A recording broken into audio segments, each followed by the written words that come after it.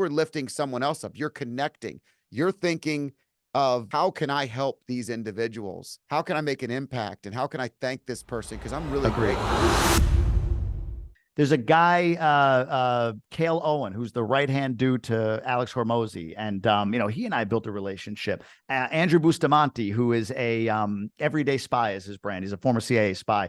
Fascinating dude. The number one viewed and listened to podcast on Lex Friedman. Like number 2 is Jordan Peterson. Number 3 is Joe Rogan. Number 4 is Elon Musk. Bustamante's number 1, right? Like incredible dude. And to your point, here's an example just this week. Cardone grants me an interview. His his COO, Sherry, is the one organizing everything. So for me, it's like, well, wow, this is really kind what she's doing. She's setting everything up. Come into our studio. We'll film it. We'll send you everything. So I start looking up Sherry, and I see that Sherry is somebody that is into music, live music. So I want to send her a thank you gift. I send her this plaque with her name on it, wood carved from Etsy. Etsy's my spot. Wood carved, and it says the chairwoman rocks, because everybody calls her the chairwoman, with a little musical note on it, right? She loves music, live music. Thank you gift. And at the same time, I text Andrew Bustamante, the dude I just mentioned, the spy. I say, hey man, I know you're getting on bigger shows. I just saw Cardone in my prep was interviewing this dude about China. You've got an alternative view on China. Do you want to be on Cardone's if I made the intro? He's like, absolutely, I would. Email Sherry, hey, would this guy be interesting to you? I'd be happy to make the intro. Oh yeah, Grant would love to interview him. Like the ability to form relationships and leverage those, not leverage, that's not the right word, and help others by my enjoyment of forming relationships, right? Like it's incredible. And what comes of it comes of it. Like I'm not looking, again, I'm not looking for the transaction. Like, right. Okay, Sherry, I sent you that. Can you send me this guest, please? Like, no, maybe one day it works out that way, but the momentum gained and the little feelers you're putting out into the world, like you just got to sit back and trust they're going to come back. And if not, I'll die, whatever. But the point is, the podcast to me, when I get in my own head, when I'm in my own way, I get a guest like you and I hear like, keep going. Like, listen, well, you're not a guest, I'm your guest, but I listen to you and I'm thinking, you know what, keep going. Like you're 8 years, I'm 3. And I feel like I'm suffering from what you suffered from at the 3-year mark. And I'm in that space of like starting to wobble, maybe hopefully toward what you built, but it's like, keep going. Cardone's another one. End of the year, I interviewed this woman on abundance. And it was like, that's my issue. The abundance thing. Like I'm not being receptive. What I talked about before, the podcast is insane. If you use it appropriately, not for like clicks and views, but for the relationship you build with the people that you actually have on it or the ones that you go on. So anyway. Yeah, I call it moments of mentorship, right? I was always 100%. pretty bad at finding a mentor. Like if you ask me who I admired or what I struggled with that early on, especially even in my career. I would be like, because so many times I felt like I could see things past where someone was trying to teach me and take me. And so it was like, gosh, can I get somebody that, so I get in a room like Genius Network, and now I'm surrounded by all these other individuals. I do the podcast, and every conversation has me thinking in a different way, in a wider way, in a deeper way, in a unique way, in a reinforced way. You know, we do all these Instagram reels and you do all this stuff. You know how many times someone texts me and said, hey, I saw this reel. It really helped me. And I go back and watch it, and I needed to see it at the exact same time. Like humbly, just because we know something, just because we practice it a lot and more than we ever did, doesn't mean that we execute upon it all the time. So I need these reinforcements, and the podcast is one of those ways to reinforce the things that I love. I don't look at this as work, and the older I get, the more and more I want to do things that don't require me to feel like I'm working, but that are adding value to my life and other people. And I think leverage is a fine word as long as it's used to lift someone else up, which is what you were using. You were lifting someone else up. You're connecting. You're thinking of how can I help these individuals, and how can I make an impact, and how can I thank this person? Because I'm really grateful.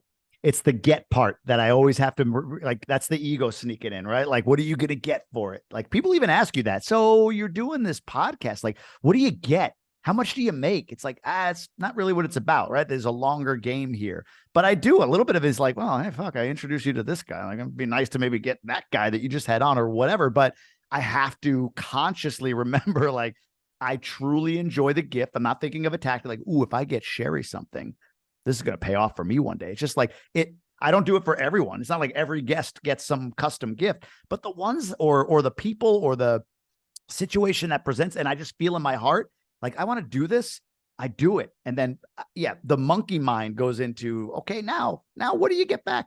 And that's what I always have to work to avoid, is trying to figure out my, I don't know, my ROI, I guess, on anything that I do.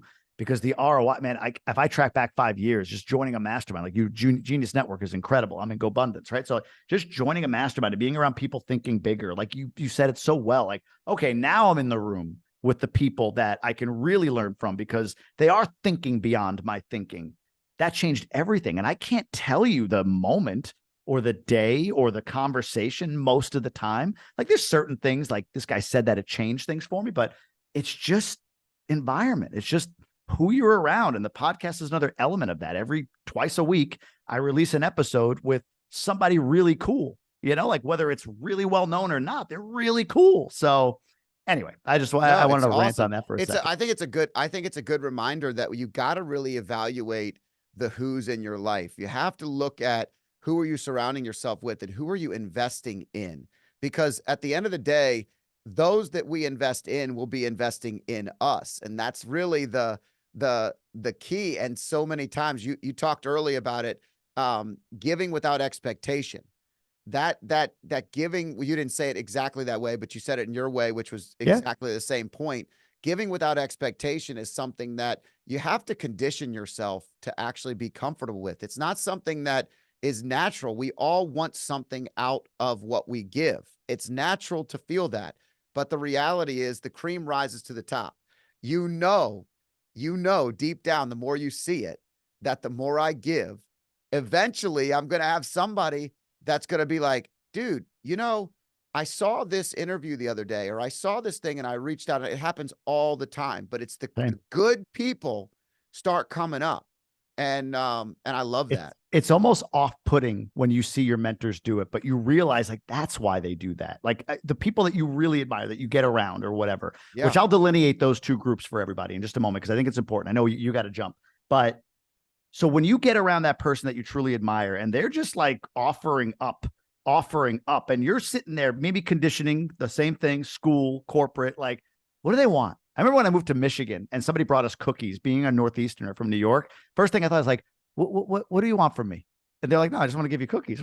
Right? But like when you get around that mentor that's just giving and pouring into you. And honestly, what I learned that I do give back to those people is my action.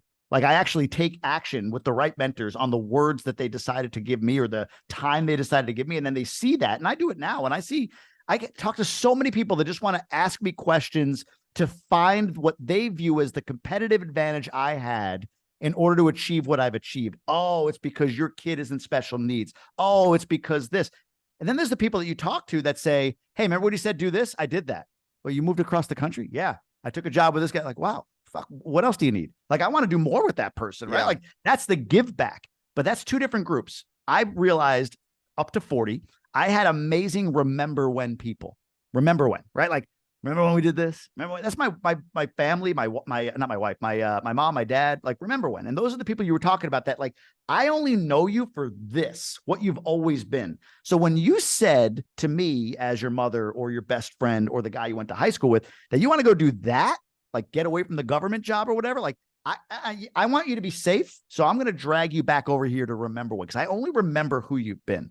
And when I got really intentional with this other group is when everything changed. And that was my Imagine When community.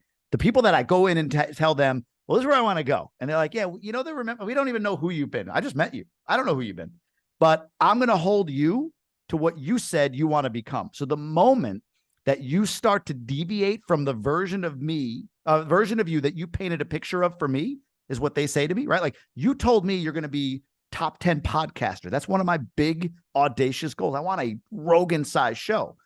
Well, you want to do that, but you're doing this like the Remember When guy. I don't understand. I don't know Remember When guy. I only know Imagine When guy. Like those people changed everything. And that's the podcast. I get a lot of Imagine When people on that maybe aren't holding me accountable, but they're allowing me to continue to visualize and dream. And then I can take those dreams to the people that I surround myself with daily in this Imagine When crowd. And they help drive me forward. It's how I quit the job, how I moved down here, all of it. It's who you surround yourself with. Yeah, That's my take. imagine when is a great way to put it. And I think the key is if you surround yourself with dreamers who actually still have dreams for themselves, then they also will believe in yours. If you Yeah. surround yourself with a bunch of people who have failed their dreams and quit and stop believing in theirs, they certainly will never believe in yours. And Mhm. and when you get good at reading people, or if it's a talent of yours, you often will see right through somebody in the first 30 seconds. I call it the how to win friends and influence people robots, where they come up and they shake your hand, and the shaking of the hand is off. It's not even like the rhythm isn't even right. They're looking you in the eyes. They're cold. They have nothing that they're Saying your name every 3 seconds. yeah, Scott. It's so Yeah, weird. Scott. So Scott, yeah. And I immediately start to do this. I'm looking away. I'm like, who can I leave this person for? Because Yeah. I am not investing in a robot. I'm not Yeah. doing it. I don't You have to know who you are.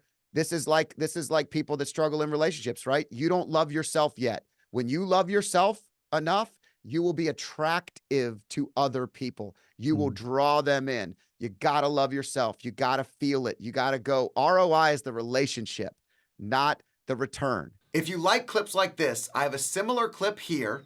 And if you want to watch the full video, click here.